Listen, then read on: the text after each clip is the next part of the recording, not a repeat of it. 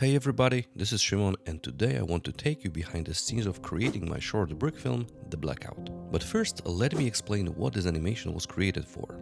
So I created this video for the brickfilms.com Summer Contest 2023 Part 2, which had a very restrictive rules. No cuts and no visual effects added in the editing process. The idea was to create a stop-motion animation in just a single shot. Now, when you know the background story, I can show you the film set in a wider lens. I wanted to animate a short night scene that happens on the part of the streets of my Lego city so that I could use my LED lights in their full potential. Assembling the whole film set took me about 6 hours, where I've spent, I think, 4 hours on assembling the LED lights only. That was quite a lot, but I think it was worth it. Speaking about lights, here's what the wires and the whole installation looked like behind the buildings. I tried to split different parts to the dedicated sections to have a better control over this general mass. Here, for instance, I plugged all 5 street lamps under the one panel so I could turn them off one by one easily. Here was the main control panel I used to power most of the LED lights, including the street lamps panel, but also the construction lamp or LEDs hidden inside the electric box.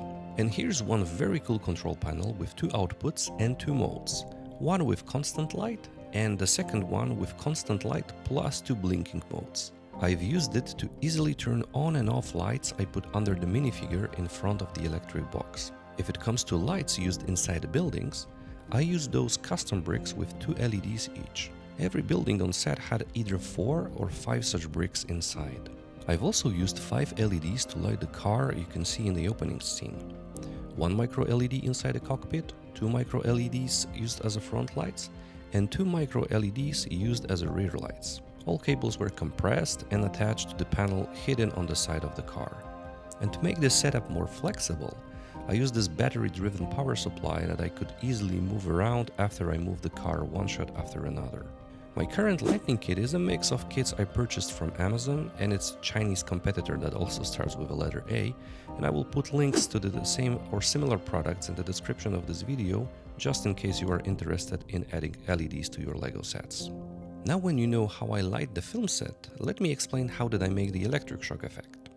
To achieve the final effect, I used 4 micro LEDs, 2 of them attached to the electric box and 2 attached to the ground under the minifigure. And there is no rocket science behind achieving the effect. I was turning on and off those LEDs one after another in a pretty random order just to make this effect to look more appealing. Here's the time lapse from the recording process. It took me about 5 hours, during which I took 375 photos to complete the sequence.